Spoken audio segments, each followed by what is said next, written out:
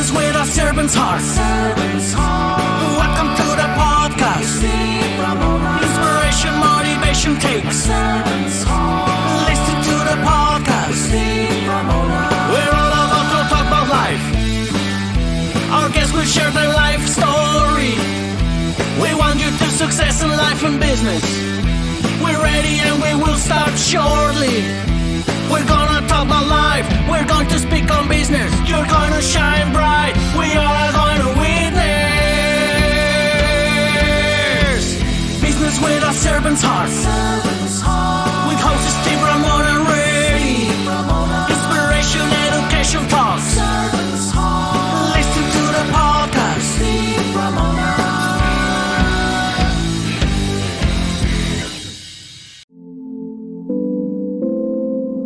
Welcome to the world of a business owner, juggling a whirlwind of responsibilities 2 to 5 years into the journey. Now, envision the transformative power of a mentor guiding you towards efficiency, fostering communication skills, and setting realistic goals. This mentor is the key molding a successful, profitable, socially conscious company.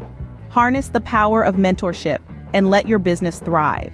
BrainShare Business Mentors is one of the top 10 mentoring firms in the San Francisco Bay Area. Let us help you build the business of your dreams. Select your path and get started today.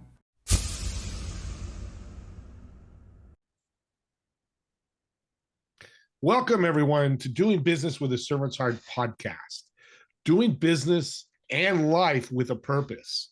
Serving others and, yes, achieving success. You can serve and achieve success. You're going to learn a lot about it today with my incredible guest. I'm your host, Steve Ramon, and we created this show for you because we want everyone to be motivated, inspired, and educated to make an impact in your world. Think about that a little bit. Impact in your world. What would that look like? And while you're listening to this incredible guest, how are you going to serve today? And what impact will you create today? Let's not wait a week. Let's not wait a month. How about today? And we'll talk more about that on the show. I want to thank my two sponsors, BrainShare.us. Drive business success sustainably with BrainShare Business Mentors, where your business flourishes and your vision comes to life. Check out the link in the show notes. And then pitchdb.com. Be a guest on over 3 million podcasts, speak at over 11,000 conferences, and much more. Build your thought leader platform with incredible opportunities to show who you really are. With that all being done, impact is my big thing with Servant. This guy coaches, teaches, and brings value to the servant heart. John, welcome to the show. Steve, thanks so much for having me. Just the name of the podcast, right? Doing Business with a Servant's Heart. I was like, this is going to be so fun. Just such a good fit. Thank you for having me. You bet. And I love podcasts. I get to meet more and more people like you that have that mentality and are out there sharing it with the world. I want to start with, in the green room before we started, you mentioned servant leadership and those three, I call them pillars. I want you to talk about that. I think it's very powerful. Yeah. So the way that I approach servant leadership, it may be different than others see it, but I had a pretty big aha just over 10 years ago, where I went in on servant leadership is about integrity. It's about leading by example. And it's basically about saying yes to everybody and helping as much as I can. And I got to a point in my leadership where I was in an ops meeting, and my leader, the COO of our company, pulled me aside and said, John, can I talk to you for a second? And not like the fun, like I see you at a networking event and it's like, Steve, can we talk for a second? This was like oh, the air went out of the room. We walked down the hallway. We don't even make it to his office. And he just says to me, John, I know you're an honest person, but, right, the big but word. And then he goes into saying your inability to engage in conflict, to disagree with the people in that room and still work together, has me questioning your integrity. And that was like right through the heart of what I had built everything on. And so I started this journey of figuring out, okay, what is servant leadership? Because the narrative and some of what is out there kind of diminishes it to merely serving and working and running around trying to keep everybody happy, saying yes, being a people pleaser, having a full tilt bleeding heart, but not being able to talk about the business side, not being able to talk about the uncomfortable growth side of not keeping people happy, but helping people thrive. And about the mission that servant leaders are on, that they're doing it for something with a purpose, like you said in your opening, bigger than themselves. And so kind of through all of that work, landed on mission or servant leadership really has three things. It's mission driven. We bring a servant heart, and servant leaders have a business mind. And that those three things allow us to show up to serve people tremendously well, to produce results, and to create even greater impact than if we just focused on any one of those three. Yeah. That story you just told just rocked my world, because I had to learn that, and I did 2 or 3 years ago. But people don't understand, a servant heart says no. Yeah. I've got to let you go, like probably what happened with you, because it wasn't a fit there. Yeah. And you're serving the person you're letting go, and you're serving yourself with a servant's heart. And people are like, well, so now you just fired somebody. No, you let them thrive somewhere else. So that word thriving is so powerful. Delve into that a little bit more. Yeah, I think that a servant leader is kind of trained, and we're just poured into that. We always have to be available, especially in today's world where we can be reached at any moment, unless we go out in the middle of hill country, Texas, and there is no signal, or maybe somebody else, right? I'm here in the States, so that's kind of my context. But somewhere where you got no signal, and that is the only way that I can inadvertently say no, instead of being able to say no so that I can serve an even greater yes. Being able to say no so that I can achieve other priorities in my life, whether they are related to my faith, my family, my friends, another kind of business area of focus that I need to pay attention to. Perhaps it's even like you and I were just saying, Steve, that perhaps it's a no to somebody. Hey, I really want that promotion. No, you're not ready. Now let me serve you, help you get ready for that. But right now the answer is no. Being able to lean in and get into that uncomfortable space to help people grow, ultimately for their good, for their benefit, for the benefit of the business. That is how we can serve. Serving is not always comfortable for us, right? Being able to just kind of keep everybody happy. But for us and for others, if we get into uncomfortably serving, that might be even some of the sacrificial serving, we can help people grow. Some of the best things in my life and leadership growth, family growth, they have all come from tremendous no's. No's to a job, no's to moving, saying no to working while I have had my 3 wonderful children, and taking time away to be a parent and a husband. All of those started with a no that led to some tremendous yeses, that I'm really grateful for. This is so great. Audience, you can see why I had him on the show. He gets it. And we need more people to get. But one thing I was listening to is you're talking about, you can't get a signal. But that's the flip side of it. You're popular, more busy, but productive, but have a lot of people coming at you. And I've had to learn to say, no, I want it. Like yesterday, I didn't answer an email. I haven't done that. I usually don't on a Sunday, but it was Easter and it was family time. Yeah. That no is important too, to tell somebody, hey, I'm not available to you 24/7. Yeah. Here's my hours, or wherever you communicate that. How important is that? Well, it's as leaders, we set the tone, and we lead by example. So if we are always on, advertently, sometimes we're doing it on purpose. I mean, I know I do too sometimes, right? Yeah. And inadvertently, I am telling my people that this is when you need to be on. This is how you need to engage in this work. And I kind of in and around that uncomfortable conversation, in and around having kids, in and around taking on more and more responsibility in a business that was open 18 hours a day. I had to figure out there are times when I'm on, there are times when I'm off. That there are some boundaries that have to happen that says, you know what? For us, for me, through a lot of pain and not getting it right out of the gate, a lot of mistakes, a lot of not being present at the dinner table, a lot of being distracted instead of putting my kids to bed, a lot of dates where I'm sitting there staring off and my wonderful wife is talking to me and I don't know what's going on. And a lot of times missing out on trips, vacations. It came into, okay, here's when I work, here's when I don't work. Of course, we go outside of that and we respond to urgencies and emergencies if it's appropriate. But here's the schedule. You know what? I'm only going to do 1 or 2 nights out. I'm going to prioritize family dinners. I'm going to prioritize taking my daughter to school. I'm going to prioritize being present. And so for me, I've always said, I can be completely with you, Steve, present, and I can still be 1,000 miles away.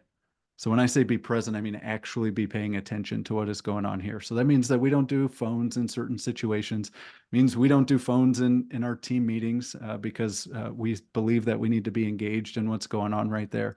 So how can I take kind of this idea of always being available, always being able to be, working, be productive, and how can I turn some of that down so that I can be completely present where we are, so that I can serve as best as I can with whatever I am doing in the moment. This is so great. It seems like we're delving into this, but I think this is such a leadership quality that's missing, because also too, when you do that with your family, you're setting an example. You better be that leader. Go, hey, employee's having a baby. Hey, I need a week off. Here's your week off, without a question. Like, oh, really, Steve? I really need you for this. Talk about that, because I think that's a missing boat a lot of time in culture. It's not just here, go do this, you have permission. Sometimes we actually have to serve them well by saying the expectation is that you do this, right? And really assert, which is sometimes uncomfortable, sometimes hard. But even just last week, and this is full real, and there's a lot of times we get it wrong, and we fully believe in working hard, and we try really hard to rest well. So it's this past week, my team and I are trying to stand up a new website for something, and the deadline to get everything going is tomorrow. As of you and I recording this, is tomorrow. We weren't going to make it. And I called them last week and I said, here's the deal. What does your schedule look like in the coming days? And they were walking through it and talking through it. And I said, it doesn't sound like you're going to be able to get the website kind of ready to go on Tuesday. And they're like, no, we'll get it done, because everybody likes to serve, right? We're going to get it done. We'll get it. I said, here's the thing. It is more important for me that you take the day off that we've set aside on Good Friday, that you don't work over this 3-day weekend. And the way that our schedule's looking and what promotion looks like and what we actually have going, we don't need that project to be complete until the following Friday. So reprioritize your stuff. Make sure you take that time off. Sometimes we as leaders have to do that. It's not just giving permission. Sometimes we have to get in and help, not necessarily give directions, but direct, hey, this is what we're going to do. This will ultimately serve all of us. Now, how can you line up your work, your flow, so that we can honor our time off, so that we can work really hard when it's time to go, right? And so this is a small example, but whether it's paternity, whether it's saying, hey, we're a Monday through Friday operation, or being really clear on, we're a 7-day-a-week operation. Here's the expectation. Here's how some other people have figured out how to build in their life and work in all these different places. Let's keep the conversation going so that I can support you as you keep doing that. Because what we don't want to do is just take you at both ends of the candle all the way until there's nothing left. And that is an excellent way that we can help serve folks and get all of the priorities checked. And the thing that I've kind of figured out going through it is that rest actually precedes me running really, really hard. You look at all the athletes, you look at all the runners, they're not running really, really hard all the way up until they're going to perform.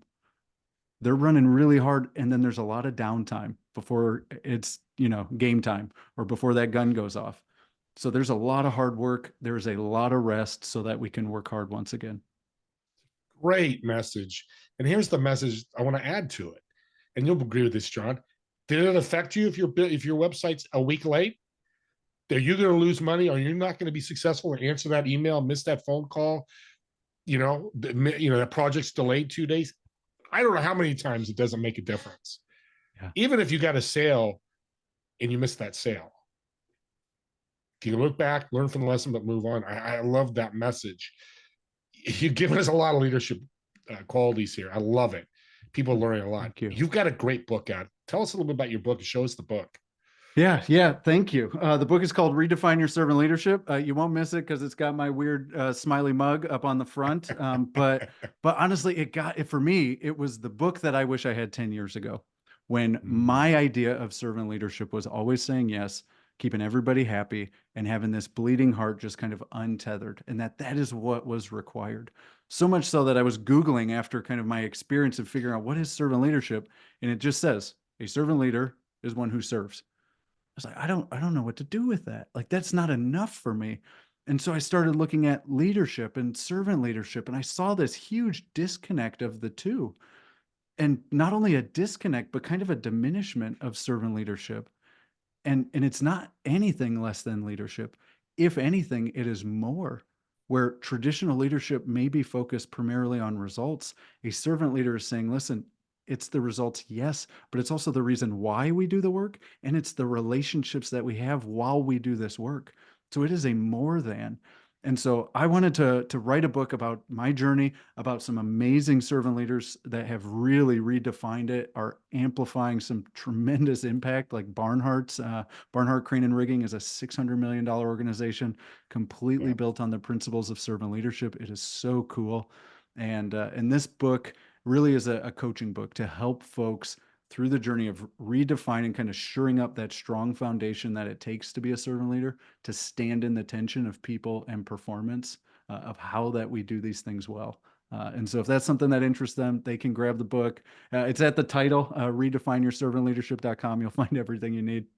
Yeah. And you use stories of other, like Grennan, I can never say that name. You can read that story and kind of feed that into your business or your entrepreneurship, or even if you're an 8 to 5. That's a question I always get. Well, I work for Apple. I'm 8 to 5. How can I be a leader? It's a great question. What's your answer? I would say, one, that you're probably already a leader where you are. You just don't know it, or you haven't accepted it yet. There was a guy, he's a good friend of mine. He walks into a leadership conference and he looks at the table, and there's something right in the middle, one of those table tents, and it says, "This table is reserved for leaders." So he goes to the next table. Table tent right in the middle. "This table is reserved for leaders." He looks at the third table, same table tent, and he goes, "Oh, I get it. I am a leader." And I would say to that person that they have influence over another person, over a project, over a team, wherever they are, even if it's in their family or the community that they live in.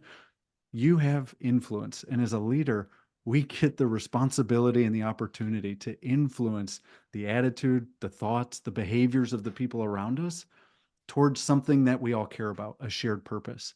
And so if you are feeling that, if you feel that there is something that could be better, a difference to be made for the positive, and you have something on your heart to do something about that, lean in, because you already have leadership influence. You may just not own it yet. And as soon as you do, people will look to you for leadership in that space. Influence is a big word you just said. And it reminds me of this Oak, and I'll give Oak a shout out. He's a Lieutenant General retired, Oak McCullough. And I had him on my show, and he said, people come to me and they go, "Hey, I'm a leader." He'll do a conference, a speaking gig. And his only questions he asks is, "Who you mentoring right now?" Nobody. "You're not a leader right now. It's okay, but tie influence to mentorship, because there's a bridge there, a big bridge. Yeah. So influence, right? Really just the impact that you might have on another's life. I think that influence has more to do with persuasion, motivation, things where I might not actually be able to command or control this situation, even though, I mean, let's be real, Steve, most of us can't in any situation, but my ability through who I am and how I am to impact the life of another, a team, a business in the direction that we are hoping that it goes. And so even in the book, we say that a leader needs 5 people on their personal leadership team. They need a coach, they need a mentor, they need a cheerleader, they need a non-work friend, and then they need a partner at work, someone that they can co-labor with, and that we will get what we need, build healthy relationships when we have those folks so that we can lead at our best. But a mentor is someone that is ahead. They've gone the way, you like the way that they do things. You would like to see some of the success that they have in a certain area, and you just start talking to them and asking questions. And for those that are kind of in that area where you may carry a little bit of influence, look for people to mentor. You and I were talking before we even jumped on about a younger generation. How amazing some of the ideas, the creativity, the drive that the younger generation has.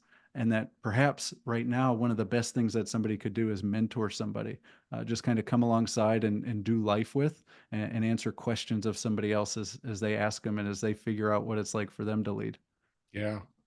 Well, leadership is a speed game to me too, meaning you're juggling a lot of stuff. So I got to ask you, what is the fastest reptile? I have no The idea, fastest. but Well, so I had to Google it to figure it out, but I believe it's gonna kind of blow everybody's mind. It's a sea uh, turtle. The fastest reptile in the world is a recorded speed of almost 36 miles an hour is a leatherback sea turtle. Now, I would have said crocodile, alligator, right? I heard that they're super fast and you got to zigzag. cougar, lion. I would have thought of some of these other things, but a reptile, right? A reptile, the fastest reptile in the world is a leatherback sea turtle. Think about how slow turtles go. And the old story of tortoise and the hare. Yeah. I just think it's such an interesting kind of dichotomy that one of the world's slowest animals is also one of the world's fastest animals in the right environment.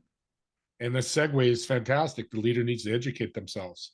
Yeah. A leader is not just, I mean, that might be in a book behind you. You got these beautiful books, or it could be learning your employees or learning your partners, but you need to be educating all the time. That's one thing I've learned over the last couple of years. A servant leader will do that. We got some more questions here. All right. Real quick, what plan would you like to live on if there was a choice Besides this one, besides Earth? besides Earth. I saw that it rains diamonds. No, actually, I didn't see it. My daughter told me from something they learned at school that on Jupiter, it rains diamonds. This is not substantiated. I have no idea if this is true.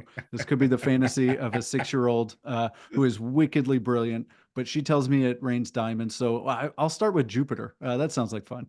I'm on the same spaceship with you. Let's go. If you're raining diamonds, we just got to make sure we have a good suit so it doesn't hurt Yeah, us. But that's right. Yeah. tell your daughter thumbs up from the podcast host Steve Ramon. That's great. Yeah. I love this question. I just came back from a church service and we talked about eternity and it's such living as long as you can. And I actually just saw something on the news my wife had up about some people trying to live to 120. What age do you want to live to? I know 120 just seems crazy. Yeah. Well, I feel like I'm not in control of that for the most extent. But I try to do what I can to stay healthy, to be active, to eat right, to do all of those things. I know I feel better when I do, and I am such a round number kind of guy. I think I just always had like 100. Like there you go. I'm just gonna make it a clean 100, and we'll see. I got 3 grandmothers, one that I married into, and 2 maternal and paternal grandmothers. They're all kicking, alive and well, and thriving, all driving in their 90s. So I might have a shot. I don't know. We'll go for 100. I do too. It's funny we brought this up. My mom would just celebrate her 90th birthday on Saturday. So yeah, and I think people are living longer. Yeah, thank you. She's so fired. She's doing so well. But it's amazing how longevity is happening more because technology, medicine, and all kinds of things. Last, but we're coming to the end here. This could go on for 2 hours, and the audience like, no, 2 hours. I don't want to hear Steve for 2 hours. Hear you, but maybe not me. One quick thing is, I've got a new moniker for you. Okay. Rest well with Kidwell. Oh my goodness. I got to tag that just before write you trademark that down. It. No, we'll partner up. See, I don't believe in competition. We'll collaborate on that. I love that. Rest well with Kidwell. I'm going to make a note of that. But the last thing, when you see a leader, and you said you've had mentors, I've had mentors, what are 2 or 3 characteristics that you see go right away? XYZ person is a true servant leader. Oh man. You know how sometimes you can just feel people's generosity, whether they're a giver or a taker. That to me is a really strong indicator of where you meet each other and you're just trying to outdo one another in generosity, in honor, and no, I can do that. I can do that. Like if somebody is coming and they're looking on how they can add value or give to a situation, that's something that is very kind of enticing. It's sometimes uncommon, and so it catches you off guard. Like, wait, are you doing this from the genuineness of your heart, or are you trying to get something in return? And you see them play it out, and you're like, okay, that's a unique individual. So I think kind of the giver is one, and then another characteristic. And this one, they're comfortable in their own skin. Yeah. And I think it takes a lot to be a servant leader, whether we use some of the words that Greenleaf originally put out in the servant as leader, kind of always accepting, but maybe not accepting the performance is good enough, that they have the ability to withdraw, that they can use persuasion, but they don't use coercion, that they are able to show up and operate in the benefit of another person, for the community to which they belong, that you see them move between people groups and meetings and organizations, whether it be volunteer or business, and they're just them. And they're really comfortable, not really having to prove everything, but operating out of a place of strength.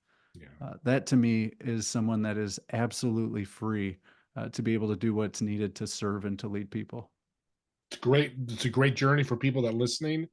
That's what you do. Part of the reason to become a servant leader. If you're not right now, there's some things you can work on. And you could be a non-leader and become a leader. There's no age. I'm 62 and I'm learning it. It's any age, 17 to 62. It doesn't matter. Before I forget, shout out about your podcast. Yeah, have a podcast. It's called the Leadwell Podcast, just like the name of our business, but the Leadwell Podcast. And you can get more of me, but we also bring on guests who kind of focus in on this mission-driven aspect of doing business, business for more than just the bottom line. And we keep bringing people. It's a video and audio-based podcast, so check it out. We'd love to have you join. Awesome. Well, I want to thank you so much for being on. This has been such a blessing. And I love these kind of leadership servant heart messages that are focused on that, because I believe, and I know you believe this too, you do that, we don't know how, when, or where your life is going to change, whether it's money, a big connection, or whatever, but you just keep doing it. Become habit, bring value to people, every person you meet. It could be, I was at Easter Sunday service. This lady had a beautiful baby, a little bow, and I said, that's such a beautiful baby. She lit up like a firecracker. Now, I don't know what happened. Maybe it was a bad morning, but that little 30 seconds, 10 seconds could change people's lives. And that's what we've been talking about today. It doesn't take a lot, but it takes a lot up here to have that thought process. Also, take this podcast. There's a forward and reverse button on it. And same with John's. And take pieces of this and listen to it over and over again. Me and John would love for you to watch the whole show or listen to the whole show. But you know what? That's not important to us.